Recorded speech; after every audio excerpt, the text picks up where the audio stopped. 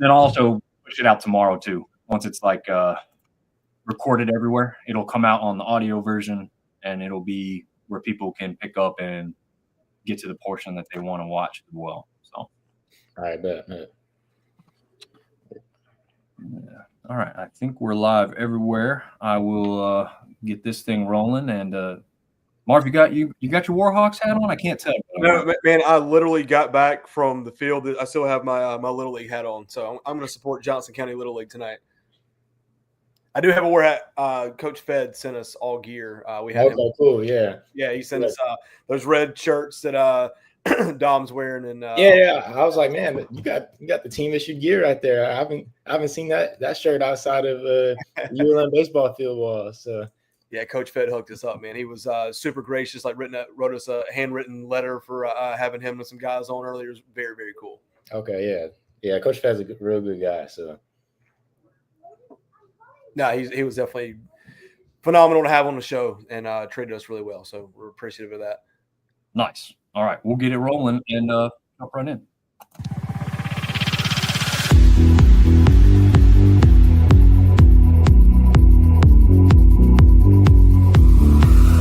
Sunbelt Syndicate.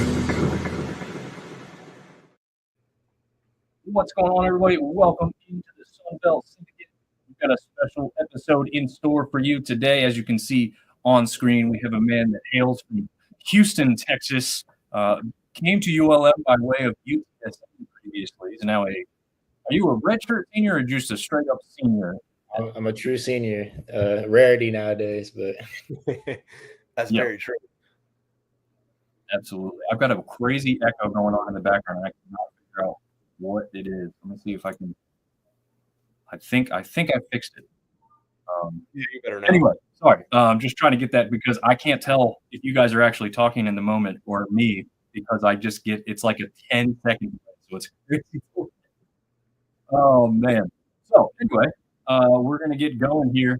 But Isaiah, you've been a big part of your recent success here, and does it feel like what's going on in the locker room to kind of get you guys going this way here lately?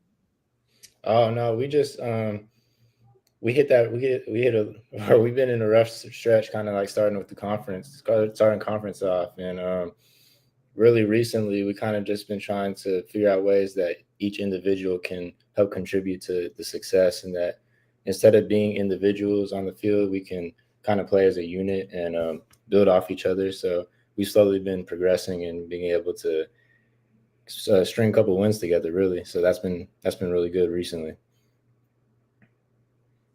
Yeah, Isaiah, talk a little bit about the season you're having. I think you're like 7th batting average right now in the league. I think you lead the league in triples. Just talk a little bit about the success that you're having at the plate.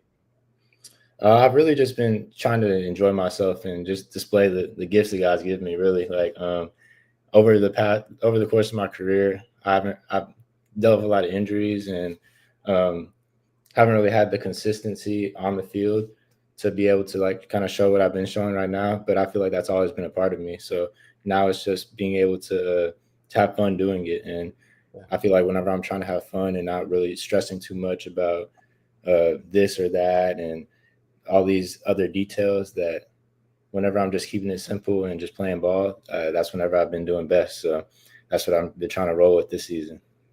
Nice. We always ask this question, you talk about keeping it simple and having fun. Sunbelt's loaded with talent, right? In our opinion, probably the 3rd best league in the country outside the ACC and SEC. So every time you step into the batter's box, like you're facing a dude, right, who's got a live arm. How do you keep things simple knowing that you're going up against the caliber of pitchers that you're seeing constantly in the Sunbelt? Yeah, I think most of it starts with your confidence. Like if you step in the box and you're already thinking like, man, this dude's like really good, then you're already defeated. You're already setting yourself back already. So if you step in the box and say like, hey, I belong here. I can do some damage off this guy, even though he is good. Like it's a balance of being humble and also, I guess, a little arrogant. Not arrogant, but you know what I'm saying. Like being hungry and confident. Yeah, exactly. So you got to have a mix. You got to have a mixture of both, because if you lean either way, you can fall pretty easily. So well said. Nice. Oh, here we go. Jeff Berry jumping in and saying, "What's up, nephew?" Hey, that's my uncle. Hey, shout out Mr. Uncle Jeff, man. Nice. That's awesome. We love it when family comes up here and jumps on the show like that. That's always appreciated. Yeah, he's all the way in Las Vegas, so that's we got a across the country crowd Very following me. nice. So yeah, I appreciate all the love and support, family and friends that y'all been hopping on all the way to Houston, New Mexico, obviously Nevada, and all over the place. So I appreciate the love. Yeah, that's awesome. And Ben is asking where's Seth at. We usually do have a third for the people that are tuning in for the first time, and a lot of Isaiah's family. Seth is last minute something came up, so he's not going to make the show tonight. So hopefully he's feeling a little bit better. I think he got a little foot injury thing that he's getting looked at. Ben's alluding to the fact Las Vegas is hosting WrestleMania this weekend. So your uncle's got a lot of stuff going on in that area. Isaiah, are you a wrestling guy? Fan of any sort, or is that not something you get into? I'm not really huge into wrestling. No, not really. I'm more of a basketball guy. So I've really been enjoying this past couple of weeks with March Madness and everything like that. So now, did you play basketball in high school as well? Yeah, I played basketball up until my senior year. And then that was kind of when COVID hit and everything like that. So it's kind of like, all right, it's time to just lock in with baseball for this last year. There you go. Marv, you want to take another question? What I'm going to do is jump out of this studio and jump back in. You guys should be good to go, but this echo is killing me because all I hear is like I said, 10, 15 seconds later, I have double audio coming out. I think the only way to fix it is to jump in and out. I'm going to pick you guys here, and or actually, I think I'll put you in this one. Oh, whatever one of these ones. Jump in. And I'll be right back. But take it from here, Marv. I'll jump back in. Yeah, Isaiah, talk a little bit about like your journey to get to Monroe. As you alluded, from Houston, played somewhere else. Just kind of talk about the process that you went through to get there. Okay, yeah. So I'm from Houston. Got recruited out of high school, go to UTSA, and played there for 3 years. I definitely enjoyed my time there, and I learned so much. Like that, there's definitely no ill will towards anybody at UTSA. Like I'm happy for them because they're having a great season right now too. So I still keep in touch with a lot of teammates that are over there, and obviously, I appreciate the development that Coach Hallmark and Coach Aguayo and everybody over there like put into me, because they definitely helped me out. But I was dealing with a lot of injuries over there. My sophomore year, I started having hamstring issues and was out for a while with that. Came back, got hurt again, and it kind of same story. My junior year got the hamstring bug again, and then when I came back, I ended up getting hospitalized with pneumonia. So it was a rough couple of years, and I felt like I was in this endless loop of just being in the training room constantly, like trying to rehab, and the rehab was long and terrible. So I felt like God was calling me to leave and calling me to go somewhere else. And so I decided, kind of like, I think it was like in June, I was pretty much at the end of the transfer portal window that I was going to take a leap of faith and go into the portal. And then from there, had some schools hit me up, but I had a connection with ULM. But one of my old high school teammates, he was up here, and he had talked to the coaches, and they had offered me, and I came up here on a visit all the way from California. I was playing summer ball in the California Collegiate League. I came all the way from California to Monroe, and they took me on the visit over here, and I really loved it. I loved everything they were talking about, from just how they treat people, and the opportunity that I was going to get to play and still be in the Sun Belt, which is a great conference. So yeah. I was really excited about that, and that's how I ended up over here. I was probably the last addition to the roster, I'd say, because I didn't really commit until I think it was the first week of August. So everything happened real fast after that, but I'm glad that I was able to make it here. No, that's awesome. Let's talk a little bit about the series last weekend. So Louisiana comes in, kind of hot, and they take the first game 9-3, and then 2 hard-fought games after that. Just kind of talk about that series and what a series win like that can do for you guys going forward. Yeah, no, it was definitely a huge series, especially just being like the Louisiana rivalry. Obviously, like I'm kind of new. I'm kind of new to this rivalry. I'm not from here, and obviously I'm new here to the school. But you could just even feel the energy the whole week whenever we played Northwestern State. I had teammates say that there were even teachers that saying like, "Oh, this is a big week. Like you have Northwestern State, ULL. Like this is a big week." It's not often that you get professors talking to us about what the baseball team is going to do this weekend. So you can feel that energy, and then you just hear around the locker room how like the local guys have this disdain for Lafayette, and it definitely you can feel the energy. But yeah, this weekend was huge for us. We needed a series win, and we had a lot of people come through, especially like Brennan Eager on Sunday. That was yesterday. Yeah, yesterday with that quality start, and then having Kobe Lunsford come back and start contributing. Like that was definitely like really good for us. We really needed that. Yeah, no, you guys definitely had a great week going 4-1 on the week. Got another Louisiana team coming up on the midweek, Louisiana Tech at home, and then you guys travel to Troy, who's playing phenomenal baseball. Just talk about carrying that momentum forward, and what you guys need to do to stay hot and try to go take a series at Troy. Yeah, whenever you have momentum, you gotta keep it rolling and squeeze every ounce that you can out of it, because you can. We've obviously been on the other side where we've been on some cold streaks, so we need to take advantage of what we're doing right now and bottle it up and take it into La Tech, and then especially into Troy next weekend. We need some more conference wins. So yeah, no, conference wins definitely help. I know obviously the goal is to make it in Montgomery, get into the tournament, and make a run at things. So first year in the Sun Belt, obviously we haven't played a whole bunch of Sun Belt series, but so far, your favorite away Sun Belt stadium and just away environment that you played in since you've been at Monroe? Okay, let me think. So JMU. I really liked. I'll say this: JMU's coming to mind right now, but I love like the town and the scenery at JMU. That was pretty cool. And then where else have we been so far? One's jumping out the page. I'm looking at your schedule. Not outside of the Sun Belt. This one jumps off the page to me. They're very highly ranked.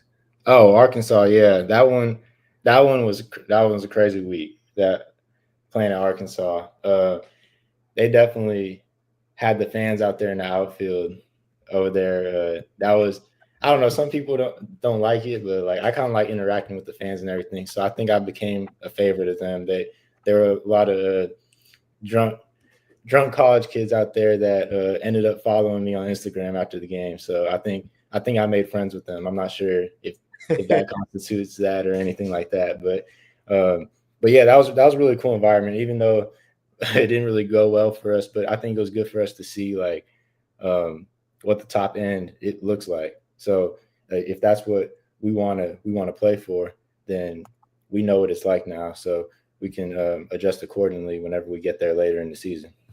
Yeah, well, so we got another fan question. I got him, Artie Cat, who's kind of the resident baseball fan here. He wants to know what's your favorite Major League Baseball team and what hobbies that you enjoy outside of baseball. All right, yeah. So my favorite MLB team is actually the Washington Nationals. Oh. And interesting story on that is that I started liking them when I was younger. I was born in Oak Harbor, Washington, which is near Seattle. Okay. But when I was younger, I saw Washington in the name for the Nationals, and I was like, oh, Washington, that's where I'm from. Like that, okay, that's my team. So then I started being a Nationals fan since I was, I don't know, 6 or 7. And then come to find out, once I got older and more wise about the geography of the United States, that wasn't where I was from. But I already had National stuff and all the Nationals gear, and Bryce Harper was my favorite player. And oh man, we just became best friends. Bryce Harper's my guy. People ask me all the time, like, who's your favorite Major League Baseball team? I grew up in North Carolina, so it was the Braves before the Nationals were there, but I'm a huge Bryce Harper guy, so I feel you on that. Yeah, so that's how I ended up Nationals fan, and I'm still a Nationals fan now. So then hobbies outside, I like I say I'm a pretty competitive person. So I like playing cards. Spades is my favorite game to play. Okay. I like playing chess also. We have a couple guys that play chess on the team, so we'll be in class playing chess together. Always should be paying attention to our physics work, but don't let our professors hear that. Sorry. But yeah, just stuff like that. I like bowling. Bowling's a pretty big one too. So I like playing games. I like when there's something on the line, I guess. Even if it's just pride. Yeah, I hear you. Dom, you back with us? You got audio? I have double echo audio even with the headphones. Can you hear me? Well, you sound much better now that you went to the headphones. Yeah, we don't have the Which echo. is weird because the audio is still going through the mic. This isn't set up to take any audio. So I don't know what's going on. It's like coming out of the computer. So I plugged in the headphones thinking I'll only get it to come out of here. No, it's double coming through the headphones now. No, well, we can hear you loud and clear. Okay. Well, one thing that I noticed, Isaiah, when I was up is you were a former cross-country runner. I don't know if you guys covered a little bit of that. I was a former cross-country runner, and I got to know, like, is that – I don't know. To me, cross-country is obviously – oh, not to me. Cross-country is obviously a long-distance thing, right? It's not like small sprints, but obviously you are having a lot of success when you're stealing bases. Is there – I don't know. Is there something that kind of goes along with that? Is that some of the success is coming from past experience with, running form or a good running coach? Or, I mean, is there any connection, I guess? I don't know if there's any connection with the cross country and baseball stuff, really. I did cross country in high school because I wanted, or really it kind of stems back to like my dad growing up. He didn't ever let me just specialize in one sport. He wanted me to be well-rounded as an athlete. So I played soccer at one time. I never ended up playing like high school football. I was playing when I was younger. I played football, but I was never just like in one sport. Really, my first year doing baseball full year round was my freshman year of college. So yeah, so doing cross country in high school was really just kind of like I ended up being good at it. So then I kept doing it. But it definitely was like a teacher point, I feel like, about like mental toughness, because that stuff is not easy. And I like, for all the cross country runners that are out there running in college, I got so much respect for them, because that's you got to go to a different place mentally every time you race when you're trying to race on the top end and really get the most out of what you're doing. Because especially towards the end of my high school, like my senior year cross country, I was like, man, I don't know how much longer I keep. It's pretty crazy, man. You got to like a regional qualifier too when you were running, right? Oh, we glitching up across the board now. Yeah, it's frozen. Uh-oh. Well, in the meantime, while we're trying to figure that out, Ben James has said he's a bowler, which is, something that I think we kind of figured out, right? Because Arkansas State's such a crazy good bowling school, randomly, of all things. I think we did talk about that one time, but I can't remember. Yeah. Well, hopefully we get Isaiah back on here in a second. But in the meantime, again, Eddie Brantley is chiming in saying good luck with the rest of the season. Tell Coach Fed hello from a Golden Eagles fan. So even some fans of other teams are chiming in and tuning into this one and appreciating the skill that Isaiah is bringing to the table right now when it comes to the baseball thing. Ben's got some more questions for him. Here we go. Artie says he does like the shark mouth jersey. It's just not enough. It's just enough, but not over the top, and ties in all ULM athletics. Yeah, it's one of my favorites personally. The helmet was the coolest thing, right? From the football media days, and they wore it a couple times this year. They were very cool. Yeah. Oh, we got him back. You back, Isaiah? All right. Yeah, can you hear me? Yeah, we got you. I still got the double echo, man. Even when you jumped out and jumped back in, I didn't improve anything there. That's crazy. I thought I've jumped out, you've gone out, and I still got the double audio. It's all right. We're making it do. Isaiah, I got a question for you. We always like to ask this. Big series win. What's your go-to food spot down there in Monroe? And what do you order? Go to. It'd probably be Catahoula's. This is a little spot. We actually have like our team radio. They do a radio show. They're actually doing that right now. Actually, I'm pretty sure it's going on right now. But at Catahoula's, and I always get it's like the grilled chicken sandwich. It's I'm a big chicken person, so sometimes I got to go healthy, and they have a good grilled chicken, so I end up going with that. Now, Nice. since you've been in Louisiana, have you dabbled in any like traditional Louisiana food, the crawfish jambalaya, seafood etouffee? You into all that?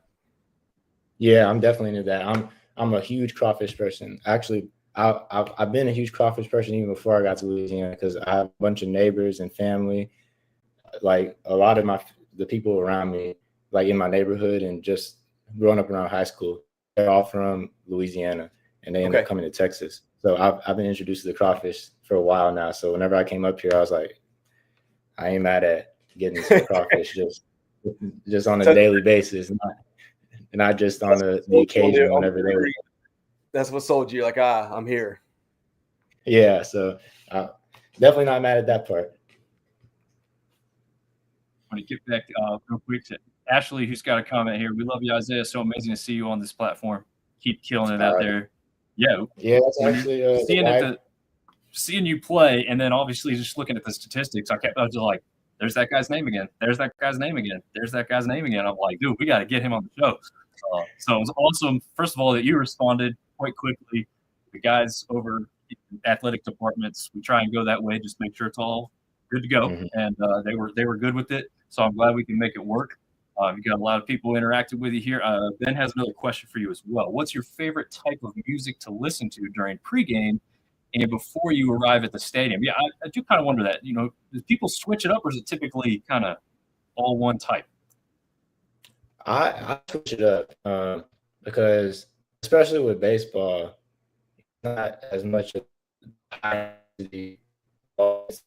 all the time. So you can't just have all your adrenaline and get hyped up for the beginning of the game, because then if you're doing that, then by the time the ninth inning comes, you're out of energy and everything like that. So I like to have a little balance of hip hop and rap music, and but also I like old school slow hip hop, and then like sometimes I'll mix in like some, I guess it's like some older like jazzy type music, stuff like that. Some stuff that like my grandpa James, actually, he's a big guitar guy, and he always listens to this artist called Norman Brown. So I end up listening to some of his music because it kind of like relaxes me sometimes, and just like not all into this upbeat music all the time, but then like I got to slow it down a little bit and like, all right, I like to play nice and calm and like nonchalant. So I need to get to that stage eventually. So that kind of helps me get there. I'll listen off. I'll cut off the rap and upbeat music at a certain point, and then it's like, all right, now time to relax. Let's get ready for the game now. Carla James saying, James family is rooting for you. We have another interesting question. I don't think we've ever asked this one, so this will be cool. Artie is asking what your dream car would be. So that's an interesting question there. For a while, it was a white G-Wagon. I wanted a white G-Wagon for a while, but now I've been kind of like more interested in the Teslas. So I kind of want a Tesla also, but I think the white G-Wagon is also, that's probably what. Freeze up again, though? Yeah, froze up on my end. I wonder if it's just like StreamYard having a little issue tonight, which would stink. I don't know. Pre-show was all working fine, but I know had some glitches. Well, and mine was working fine. I just had the double audio, and then I thought jumping out and jumping in would fix that up. But yeah, all right, maybe not happy with the stream tonight, unfortunately. Oh, he's back. Sweet. We got him. I don't know what's going on with this, but I apologize. We're going to blame it on StreamYard. Yeah. Yeah, I don't think it's apologize. us. I think there's something weird going on with the stream tonight, but Yeah, because we had yeah, you with probably the most crystal clear video I've seen from a guest so far before we started the show. So I don't think it's the internet, but I don't know. You never know with this stuff. yeah, It's a live video, and we go with it. I'm dealing with the double audio still, so whatever. It's now you said about the mind games with the cross country running. I've got him up here now. I just have to wait. Yep, we already said that, so he's not talking there now. It's this crazy tonight. Anyways, yeah, is okay. Any interest in being a pilot after graduation? I guess is this some kind of inside joke here? yeah. No, that's Mr. Billy. He's like one of my close family friends. He's a pilot for Southwest, and my Okay. dad's also a pilot for Southwest. So that's my dream career after baseball is finished. So Okay. so that's what I eventually want to do. Is eventually it'll be cool to fly with my dad one day, but I definitely want to be a pilot. Well, seeing it from my dad and then all his friends around him has been like a real big inspiration for me. And I didn't always want to do it, but then eventually I right before I went to college, actually, I decided like, man, that's actually what I want to do. But I want to pursue this baseball dream first. So after I'm done with my baseball career days, that's what I want to pursue after that. Nice, I like that. This one's it says Ian Baseball, but she's saying it's Rachel, not Ian. So she just wanted to be clear on that. But saying San Antonio misses you, so pretty cool. Shout out there. A lot of love in San Antonio. More love here. Is it? Can you help me with the pronunciation of that? Amigo House. Yeah, I'm not sure exactly how to pronounce it, but they mentioned Manville High School, so yeah, Hoka Day, forever. That's the motto. Nice. Okay. All right. Another weird one we haven't had yet. Dream pet. If you have a dream pet. Actually, busy enough you don't have time for much of a pet, but we'll ask you anyway. Yeah, eventually I do want to have a dog. I want to have either a golden doodle or a labradoodle. So one of my close friends growing up, his name was Jackson Brandon. He had a labradoodle, and anytime I go over there, it would always be like fun playing with the labradoodle.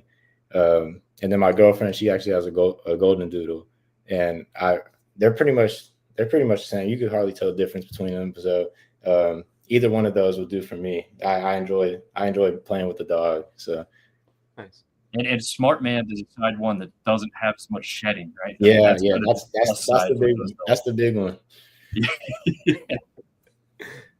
I've got a question we asked about pregame music. Any like pregame rituals that you stick to?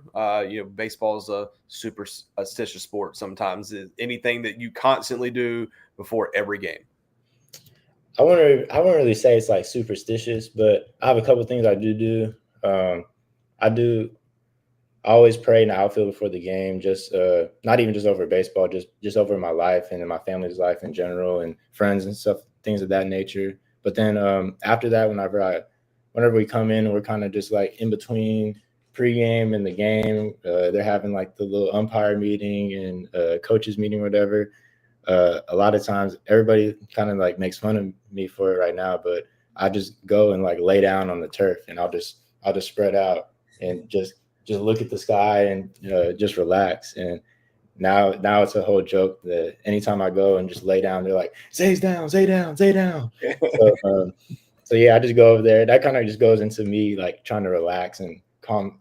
I don't know, for some reason I just have a lot of like stress on my shoulders, I guess, sometimes. So I end up just laying down and just breathing, and then it's time to go out and play. So I feel like I'm ready after that.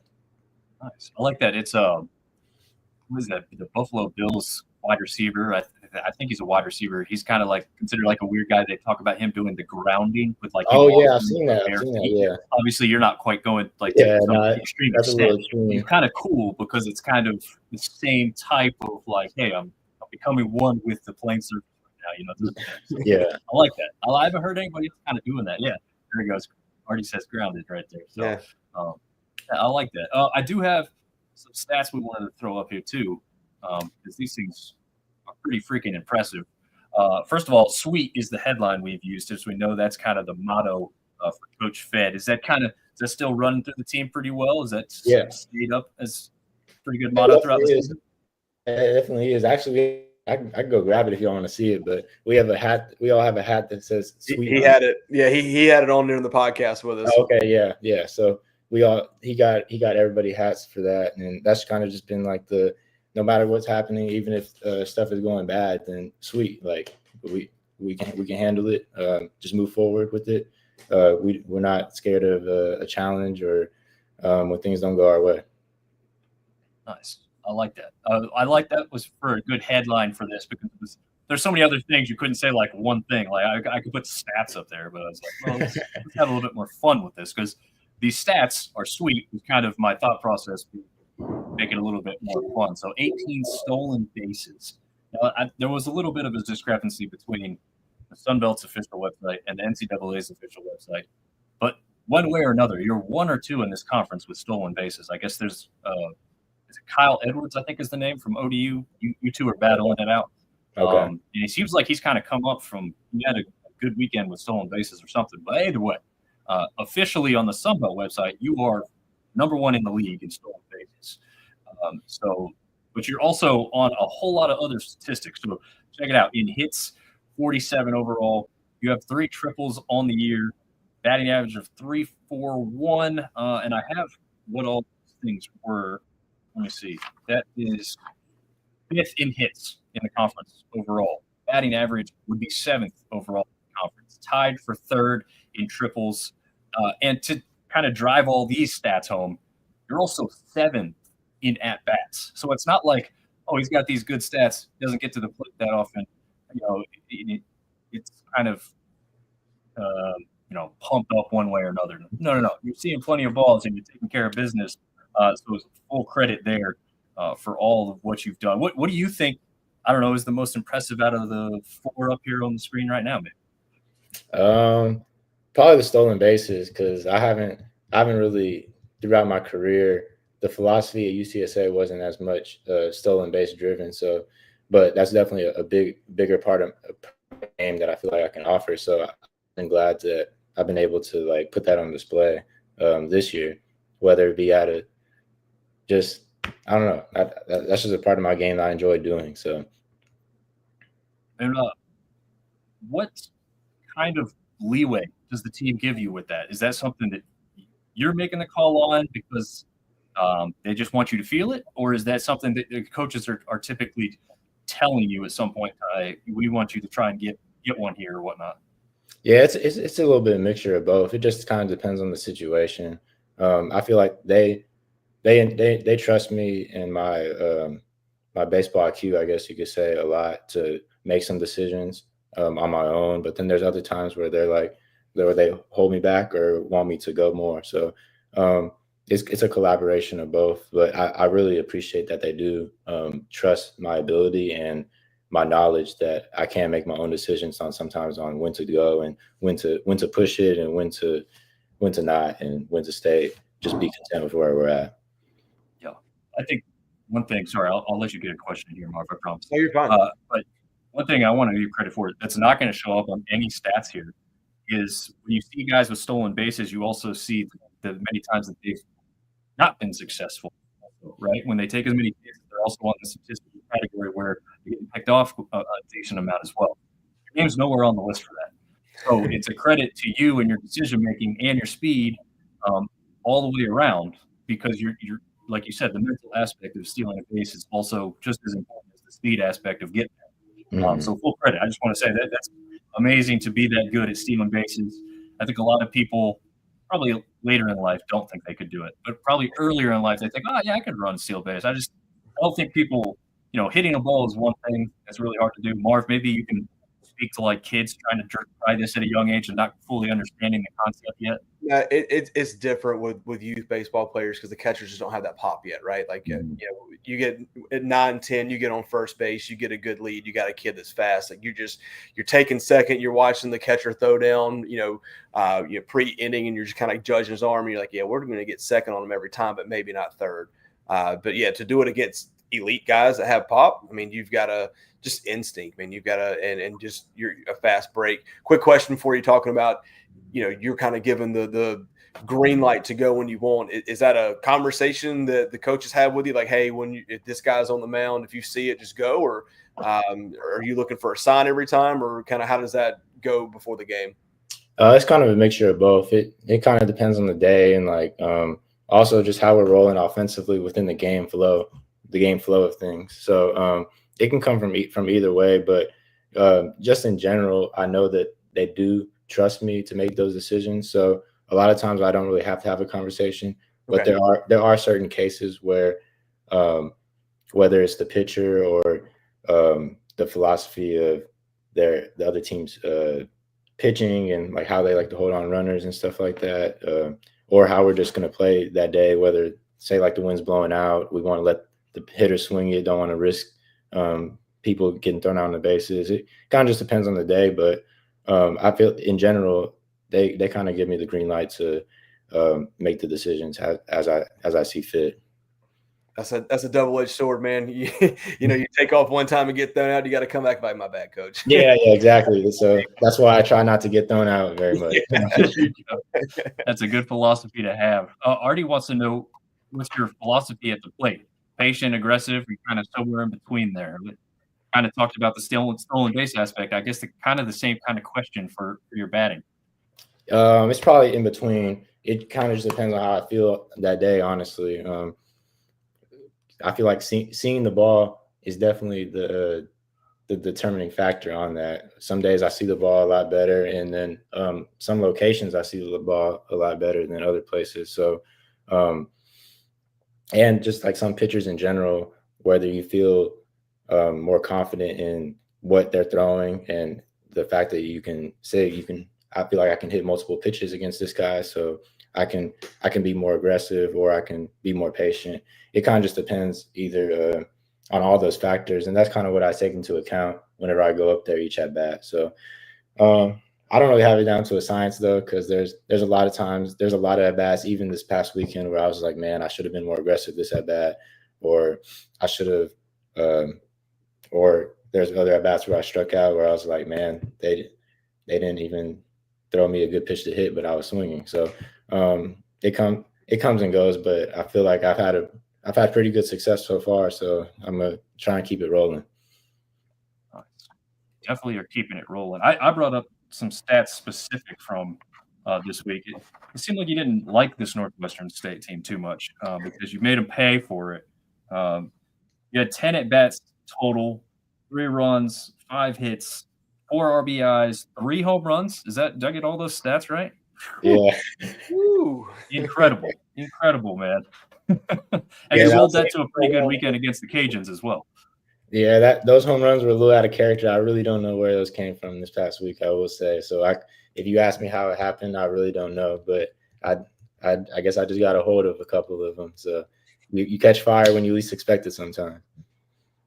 Yeah, well, you definitely caught fire at the right time, man. Like I said, helping you lead into the weekend set where you maybe didn't put up as many like great home runs, but when you read the scoreboard and you figure out what you did, sack flies to put your team in scoring position and bring guys home and everything, like all those things are still very important. Mm-hmm. It's all about scoring runs and getting wins, and you're still participating in all that. So yeah, maybe a little less home runs, but man, still getting it done. Yeah, that's what matters at the end of the day. I mean, obviously, if you hit a home run every time, anybody's going to take that, but you also got to get your sack bunts down. You got to move the runner whenever he's in scoring position. So I'd like to be able to execute in those fronts too, even though it might not always be a hit or an extra base hit or something like that. So yeah, absolutely. We got another kind of out there question, but Ben wanted to know what's your dream vacation. So we'll ask that one too. Man, I have a lot of dream vacations. I come from a family that likes to travel, so we have a lot of spots that we like to go to, but I haven't been to Hawaii. I want to go to Hawaii real bad. I also want to go to Aruba.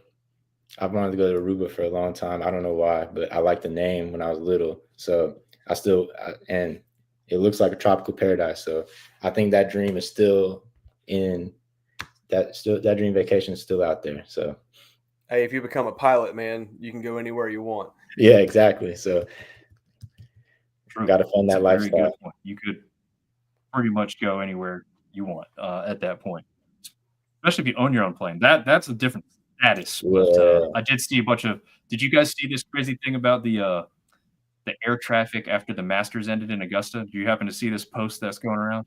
Oh no, I didn't see it, but I know after a lot of different sporting events like that, it's a whole mess of trying Oh to figure man. out how to get all those people out of there. So Oh yeah. So there was a picture going around about all the private planes that had come in for Augusta. And there was some information whether it was this year or not. Regardless, there's a lot of private planes that flew into that airport regionally. And the map today, you couldn't even. It was just this big color blob, and then little planes shooting off all over the country, and they all left like immediately after the Masters were over. It was like man, I don't even know how like you keep that straight. I mean, obviously it's a zoomed out view, so it just looks like it's all jumbled together. It's not quite that bad, and they're obviously not all taking off at the exact same time, but it's incredible and tells you the importance of air traffic controllers yeah, and everything that goes into that job. yeah, So for sure. That's a high stressor job. I actually looked into possibly becoming an air traffic controller because I've been around aviation my whole life basically, and for the longest time I didn't know if I wanted to be a pilot or not. So I looked around at air traffic controlling, and it's like it's a well paying job because you got a lot at stake every time you go to work. So, but yeah, those guys are very important, and they do a good job whenever stuff like that happens. You got to be on your A game whenever you're trying to get everybody in and out. absolutely. You're majoring. I don't know if Marv maybe covered this in mathematics. Right? Hmm. Are you like actuary science? Like what is that? I don't even know if that's a major at ULM to be honest, but I don't know. Nah, so I started off so like this is before I ever had like the dreams of becoming a pilot and everything. In high school I was big into engineering. So I came into college my freshman year as a mechanical engineering major.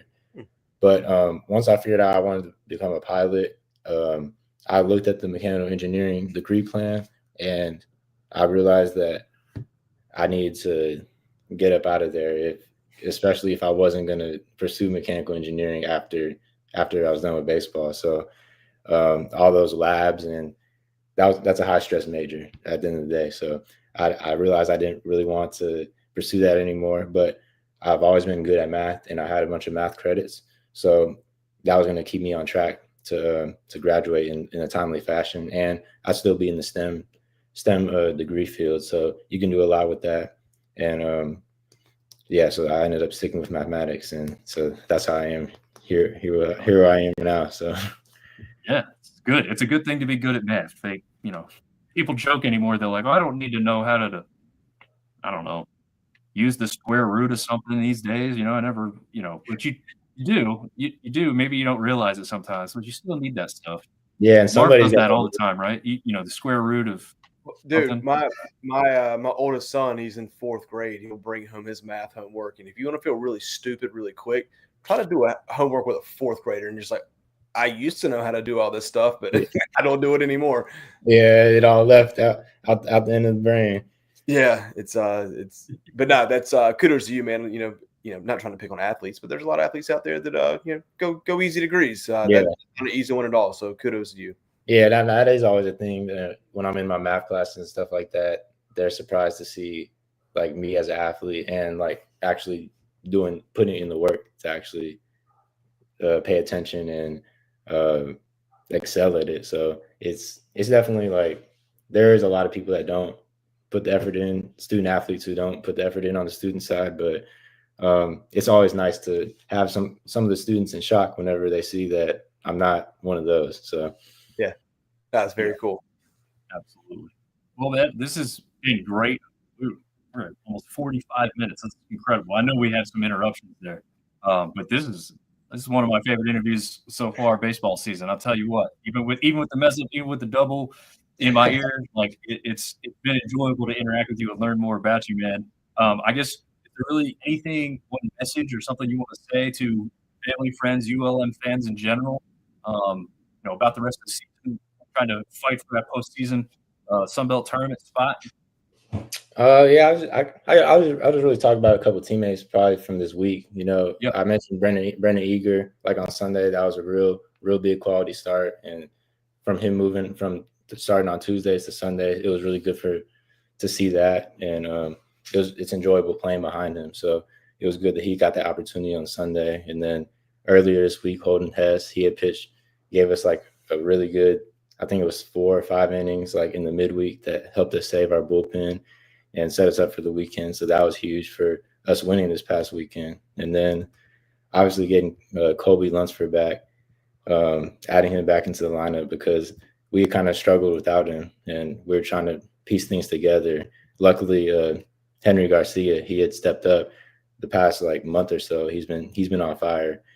But just like getting all those pieces back have been it's been really good to see. So now I feel like we're kind of set up to continue moving forward this season. So hopefully we can keep this hot stretch up and that we can have our start firing on all cylinders at the right time. So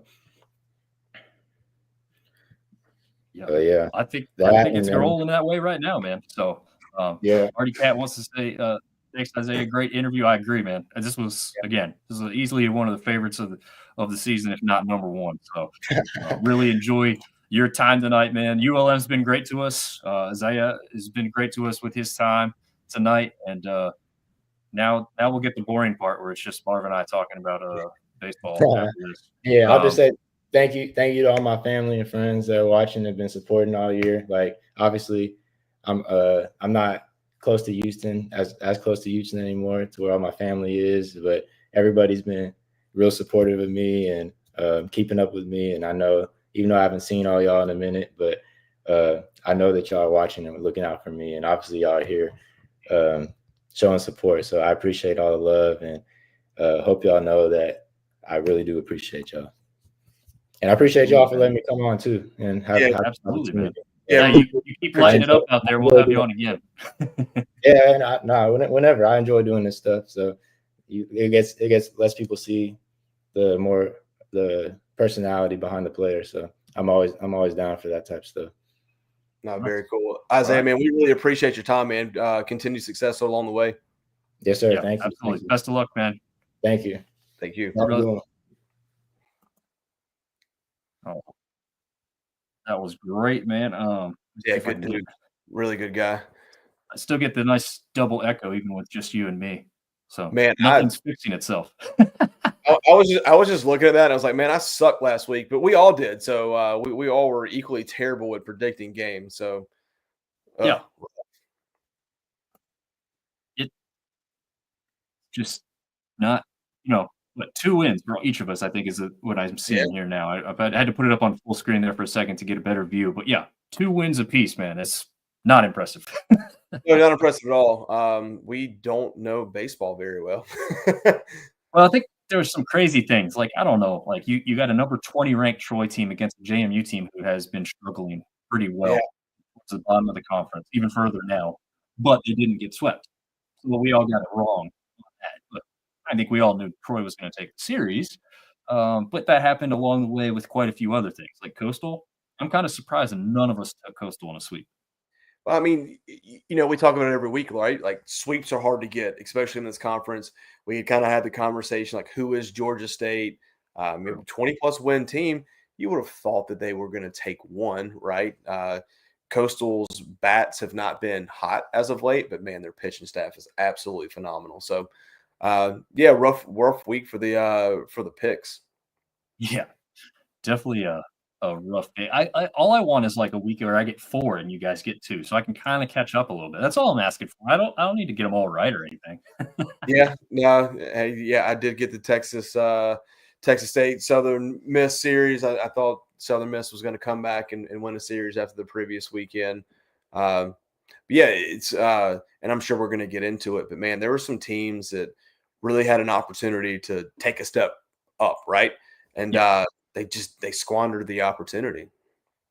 Yeah, I think that bottom one there is probably one of the bigger ones. Although, I mean, both teams were looking good. I mean, Arkansas State against Coastal last week, yeah, they didn't win the series, but they competed in every single game within striking distance. So maybe that's why Seth leaned that way, took the Red Wolves. I think you and I probably thought of the same thing. Like South Alabama's look good too, right? Like they'll flip the script and they'll win this. Yeah, I thought they almost took the series from Southern Miss. It's like, hey, they're going to stay hot, and no offense to Arkansas State, they haven't been playing phenomenal baseball season. You thought they could get it, but I don't know. Once again, just not good at this. Well, I mean, I don't know. We'll give credit to Seth and I for calling the ULM series. That was pretty cool. Both getting that right. I don't know if a lot of people would have picked 2-1 in favor of ULM, but it looks like a great pick now, right? Hey, hindsight's always 20/20. Good job, guys. I'm the only idiot in that one. I don't know if one game difference is an idiot, but hey, one game makes a series, man. True. It's true. It could have been a big difference. You could have been in the lead there, Marv, with that one game. It's all right. It's always next week.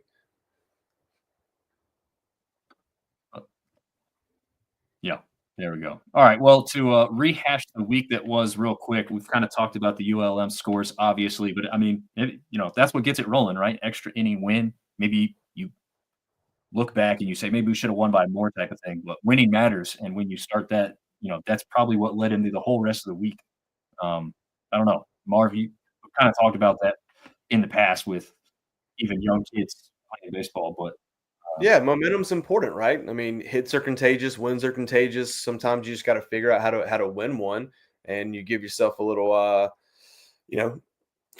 little momentum going forward. It's like, hey, we could have lost that game, but we ended up winning it, right? So, it's probably why they propelled forward. But pretty good midweek on Tuesday for the Sun Belt. As Artie says, we got Baylor revenge this week.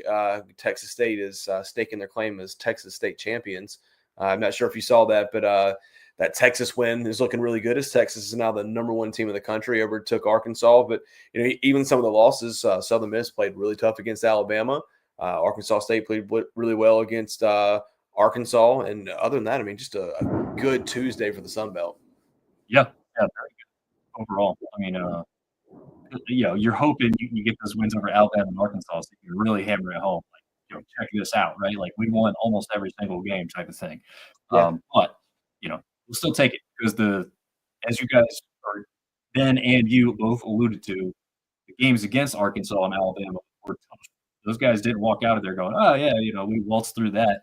We unruled them. No, they had to fight with everything they do against SEC opponents to win those games. So it's a full credit to the Sun Belt that even some of our teams that aren't at the top of the conference are still competing like that on a nightly basis in midweek games. That's alluding to the game they've got coming up. Wednesday's slate actually was really small to start the week, but once they had 2 cancellations from Tuesday that moved over to Wednesday, we got a little bit more even look there. ULM took down Northwestern State again. Marshall takes down Ohio. This is a big rivalry, so to win that one 10-5 was big for them. App State had beaten Western Carolina 7-6. So again, Marshall and App State matching up going into the weekend, both coming off wins against rivals or former rivals. Maybe you can talk about App State and Western Carolina not playing quite as much across sports, but led into a big Friday night for those two. And then Troy goes down to VT. Not totally shocking, both great teams, but that's one you kind of hope Troy had been able to get the upper hand on because of ACC opponent Virginia Tech. I don't know. They're the home team, so they obviously have that. It helps the conference RPI, and it helps their RPI as well. I didn't get to watch much of that, but looked like a pretty good baseball team, baseball game, and then Louisiana Tech takes it from the Cajuns. Anytime you're playing in state, you want to get it, especially in a midweek. But overall, really a good midweek for the Sun Belt. I would agree. Yeah, that La Tech game. I was texting you guys. I think you guys might have fallen asleep by then because you guys made responses. But I'm like, don't call this Cajun La Tech game over just yet because they were kind of trying to come back here in that 8th, 9th inning. The 8th was a little bit better. I think they scored a couple of runs in the 8th. They didn't add anything in the 9th, I don't believe. So they ended up going down to 10-7 game. And then we kind of know what we had over the weekend, but here's how the first games played out on Friday. I think the biggest shocker was simply JMU 7-3 over Troy. Troy kind of tried to stage a late comeback in that one, but it's kind of like some of the Troy fans were saying, like that weather wasn't going to bode well for them. They're not used to that. JMU's kind of used to that. App State, Marshall, those are the kind of teams that are kind of used to that. Maybe even a little bit ODU, but Troy being down there in southern Alabama is not really used to that bitter cold, like almost snowing. Yeah, that the mountain weather on Friday and Saturday was not great. Hey, shout out Caleb Cross, App State. I mean, just another phenomenal Friday night start, complete game, shutout.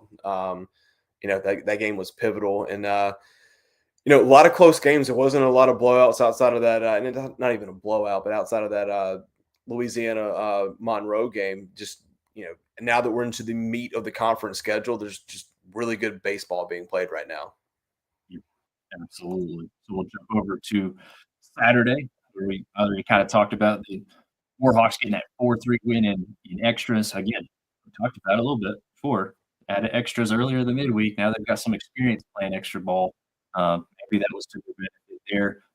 USM takes down Texas State 12-1. Makes you think like, okay, they're going to sweep this one, right? Like, at least that's how I thought. This first game was a little bit closer to 12-1. That second, you're like, all right, guess they're gonna get swept. Marshall evens it up. ODU battling to take a 2-0 series victory, and then worry about Sunday's game later against Georgia Southern. But Georgia Southern pops up and wins that one by 1 run. I mean, just a bunch of 1-run, well, not a bunch, but a couple 1-run games here to make it a little bit more exciting on a couple of these series and bring them down to Sunday's final, right?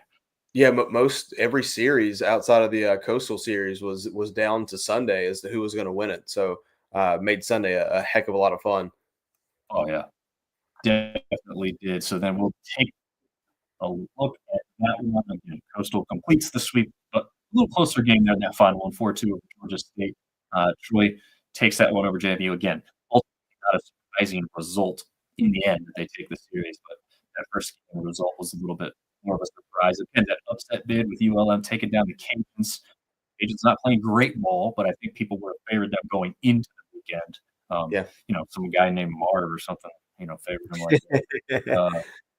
We did call, you and I both did call App State taking out Marshall, but we both thought it would go the exact way it did, 2-1. It wasn't going to be a sweep. So yeah, we were texting back and forth in that last game too. It kind of seemed like nobody wanted to win that game for a little while.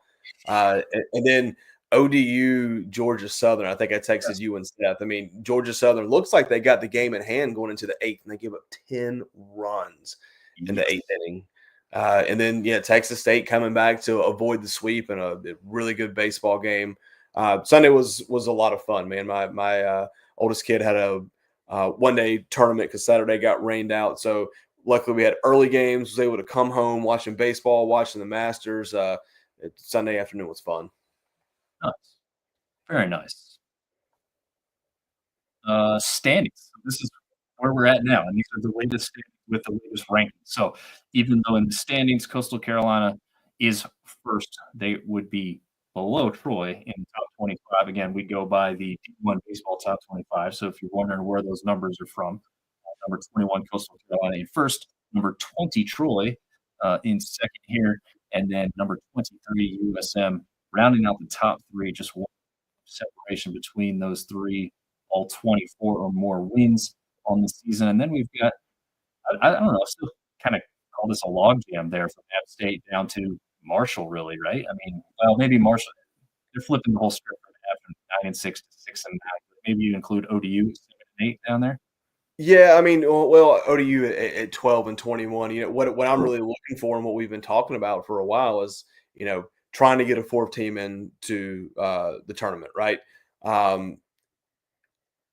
I, for the first time, and starting to think, and I know there's still a lot of baseball left, that this might be the year where we only get 3 in, because you start looking at RPI of the teams below Southern Miss, right? Like App State's got a 130 RPI. Now they've got some good games coming up, right? They've got Duke, then they got a series against James Madison. They got ETSU, which is a top 60 RPI team, so they could really help themselves a lot. But when you start going down and looking at the RPI of other teams, Old Dominion's sitting at 69, but they've got 12 wins. So that's going to be tough for them. I'm kind of scrolling through here trying to find some of the other Sunbelt teams that are up towards the top of that list. And we found out the hard way last year how much RPI really does matter.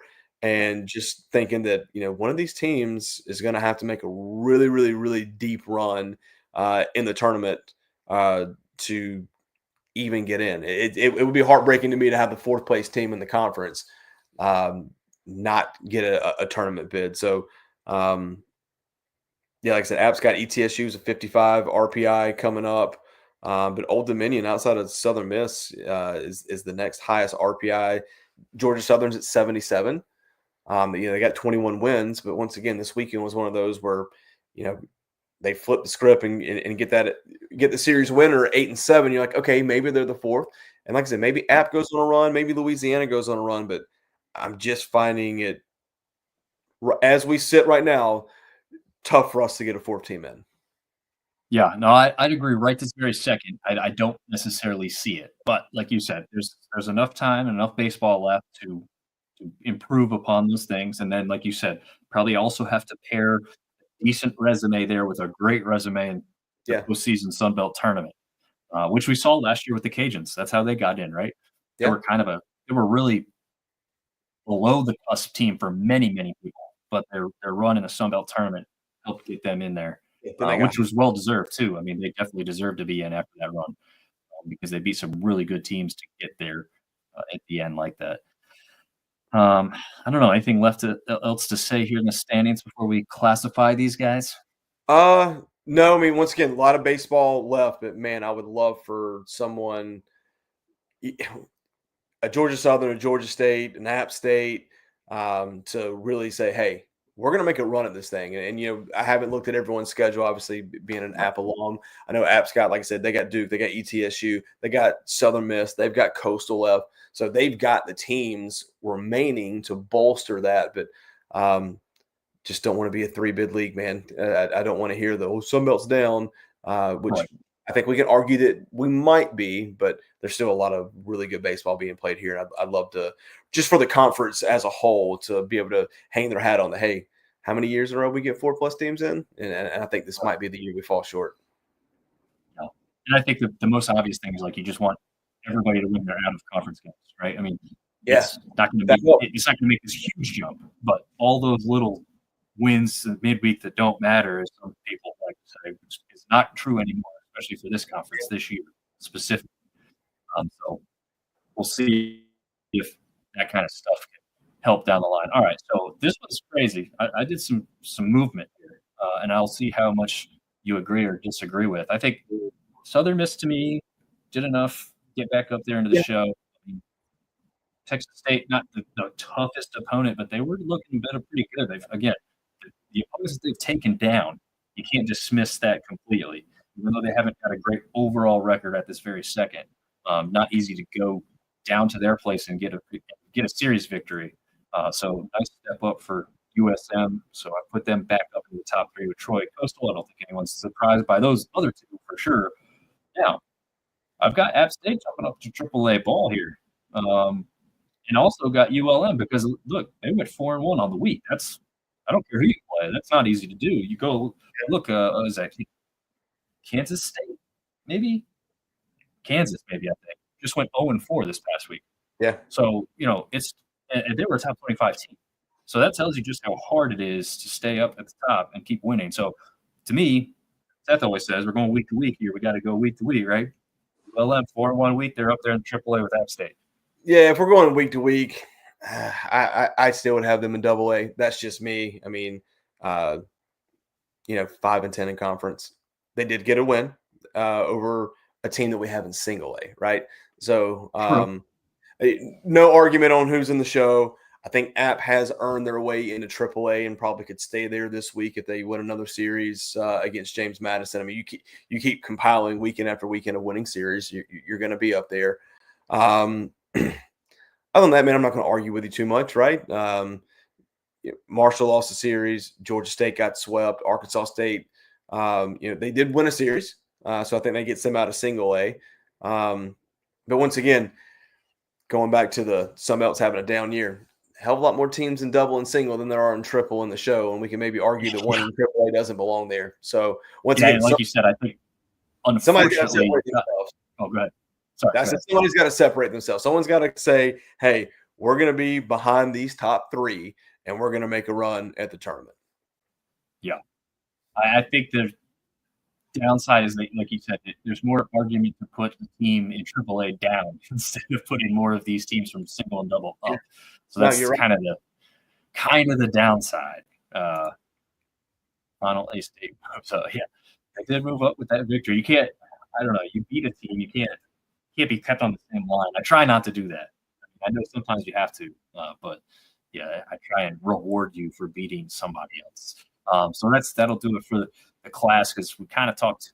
When you talk about the standard, you kind of figure out why some of those things are happening. But here is the schedule as it sets up for midweeks this week, and that's it. Tuesday. This is it.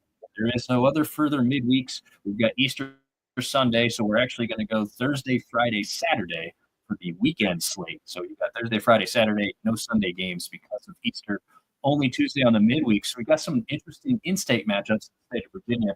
VC head-to-head with ODU. JMU goes up against Georgia Mason there. So Virginia fans can be very happy and stay very local and regional for that one. That's great. App State playing really pretty regional and local against Duke. And unfortunately, they are coming right towards Marv and I's backyard, and both of us are going to be unavailable to make it out to that game. Yeah, I'll watch the game from my hotel room tomorrow. I will be traveling for work to Phoenix, so I don't know what my day holds tomorrow. So I can't even tell you that I'm going to be able to take that one in or not. I will definitely be checking it out on Twitter at the very least. But yeah, I don't know. A live coverage will be a little bit tough. But Coastal's got a good, interesting week up there against Wake Forest. So that is an interesting one. I think Duke and Wake were both ranked earlier in the year, right? They were, and Marshall's playing West Virginia. I mean, obviously in-state rivalry, and West Virginia is ranked as of today. First time. I missed that one. Yep, they are ranked 24th. You are correct. I think West Virginia's only lost 4 baseball games this year. They're a pretty darn solid team. Yeah, I hate when I miss that. But yes, Marshall or West Virginia is ranked. I will have that corrected before that game is actually played. Mercer matched up with Georgia Southern, I believe, for the second time. I think consecutive weeks. Yeah, I think it's consecutive weeks actually. I could be wrong. Okay, that makes sense. A lot of times, closer schools midweeks you'll schedule a home and home, and just makes travel easy. Yeah, that's true. We got another Texas matchup for Texas State to take care of business against Houston Christian. Their A-State matching up with the Southern Illinois Salukis. If you want to know what that logo is, I guess it's a type of dog. Not really sure. Are they playing somewhere? That seems like a far midweek game to go from Arkansas to Illinois. Yeah, I don't know. Huh. Well, I'm sure on the next slide it'll show us the series. I just I guess that's true. Thinking about travel. Got La Tech matching up with ULM. That's a big one. Instead that's what is it, like an hour and a half in between those two schools. So I think that's what they said. Yeah, about an hour and a half. All right. Let's see what the series look like for this weekend. Yeah. The A-State thing doesn't make sense to me because now they go on the road to Georgia Southern, so it's not close. That doesn't make any sense at all. Once again, talking about things that can separate. App State is in third, and they're playing JMU, who's last, and they're playing at home. So, once again, resume builder, RPI builder, whatever you want to call it, not a resume builder to beat the last place team, but a sweep goes a very, very long way for them. Right. Georgia State going to Hattiesburg. If they want to stay in this, they need to win a series there. Other than that, those are the big match. Texas State going to South Alabama. They've got a lot of big midweek wins over some ranked teams. So could they go down there and get a sweep and start to bolster themselves up? So interesting matchups. I don't think it's as good of matchups as last week, but there's a chance for some teams to start to make some moves. Yeah. I'm keeping my eye on that ULM Schwartz series. I think that one's going to be a surprise. And it's not just because we had Isaiah on the show tonight. I think you've got a team that's just winning and just going that direction, right? It's good. I just heard Don say we saw what JMU did. Not a great baseball team so far. Took the first game from Troy. ULM's playing better and a better team overall than JFU this year. So I'll be very interested in that one. I'm also interested in that Marshall Coastal series, man. I think that one's sneaky good. And then that Cajun versus ODU, man, is interesting aspect to that one, right? Like I think a lot of people not paying full attention to the schedule and the records so far are going to heavily favor the Cajuns. I'm not so sure they should be after what ODU's just done this past weekend against Georgia Southern. So some very interesting matchups there to get a little bit closer to the weekend. I'm trying to figure out the best way to have it. Oh my gosh, such big faces on the screen. You are. Ben's got an off-topic thing to say. A-State gets its first commit. The new coach era. I'm not going to butcher his name because I'll mess up. Jalen Hampton from Missouri State. That came from Zach Katz earlier today, too. So he's keeping up with all the basketball movement. Our co-host for basketball. If you don't follow him on Twitter, definitely do that. And keeping us all updated on the movement. Guys going out, guys coming in. And then he's saying it's Carbondale, Illinois, and Southern Illinois, close to Missouri, Kentucky, Tennessee. So it's not too far from A-State at that point. And then Unknown era, because Unknown is the coach's name for A-State. I'm going to put that in perpetuity. Yeah, it's going to just take me saying it a bunch of times to get it without having to look at it and think about it. But man, have you seen the news right about South Alabama possibly quarterback, wide receiver, maybe somebody else? Yeah, you text us that today. This is the dirty side of NIL and the reason I absolutely hate it. We've had this. We won't go off on a football tangent, and it doesn't happen as much in baseball. But Sunbelt programs typically try to pride themselves in getting the guy that maybe was a little undersized, a little underrated. You get them into your program, you develop them, and back in the day, you were the winner, right? Because you had that kid for a long time. Not today. You have a freshman or a sophomore come in and show out, and it's just like, Jesus Christ, who's going to bring the bank and back it up to this kid's apartment and take him with him? Yeah, it's I feel like that's the crazy part, right? Like, what changed between the end of season with some of these kids and now? Like, who got in their head? Who watched enough film to say, hey, yeah, now we know, now we want to offer. That's more than likely what it is. I mean, you got to think they've been going through spring practice and they got new tape out there, and you get some fresh tape out there to some colleges with big money that maybe missed on a kid in the last signing period, and like, we'll just go pay that guy to come here. Yeah. That is also said that they're expected. In-State is to lose an offensive lineman in the portal. App State is losing an offensive lineman in the portal. They're also losing a linebacker. It's happening across the Sun Belt. What I hope doesn't happen is what happened in basketball, right?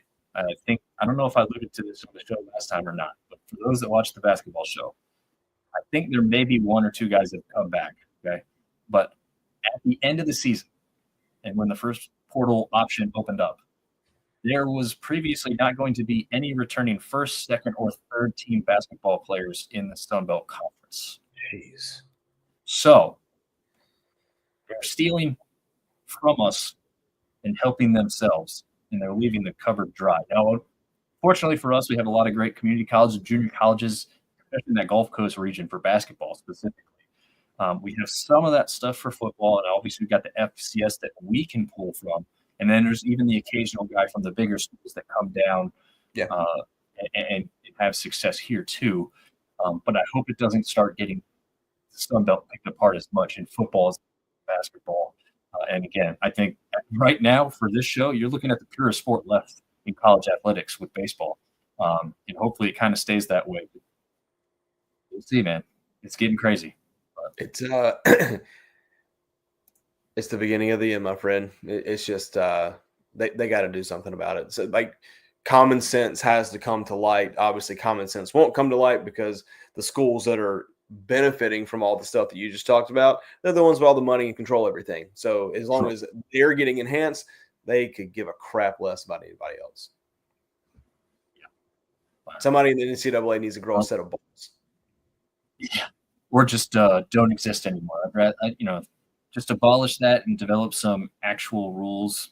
I don't know, something's got to happen, but or let all the people with all the money go off into a separate thing. Leave us the hell alone, so we can go back to the purity. But I mean, you're gonna run risk even if they do that, Dom. Like, what's to stop? Like, think of it like a G League, right? Like, what's to stop them from, let's say, the SEC and Big Ten and those conferences are just like, screw it. Like, we danced around this amateurism stuff. We got away with the NIL, but like, we want to make more money. So we go over here. Then South Alabama gets a stud quarterback, and they're like, hey, by college football rules, you have one more year left before you can declare for the draft. Just come play over here for a little while. It's be the same damn thing. Craziness, man. I guess it's a great way to end the show on a set, right? Yeah, it's just it's the unfortunate reality of where we are. It's true. It is the unfortunate reality. We'll have to see. Thoughts on Tennessee QB? Yeah, I mean, I just don't I don't love any of that, right? Like, dad getting involved in the background. If he's acting the agent, I don't know, or if he's just being a dad and just saying, I know we can get more money elsewhere. Yeah. Half the time, I'm not even sure sometimes these kids want that, right? Like, they're not going to say no to dear old dad, but in their heart of hearts, like, Dad, I like where I'm at. Yeah, I'm happy. I'm making good money. I'm not trying to like leave, but somebody else has got other ideas, and I hate that. But it is what it is. I don't think he's worth anywhere near the money that $4 million or whatever the hell they're talking about. But whatever. I don't know all the details of that situation. So that's kind of what I'm reading around the interwebs. So we'll see where he ends up. It doesn't sound like UNC. It sounds like a guy we are very familiar with could end up at UNC. So we'll have to see come Wednesday, because I don't think it's officially official until then. But man, Wednesday morning, as soon as that window opens, all the deals that have already been made in the background. This is tampering at its finest, and it's they gotta somebody's got to do something. Yeah, absolutely. But until they do, we bid you good night, and we will see you guys next week. See you guys.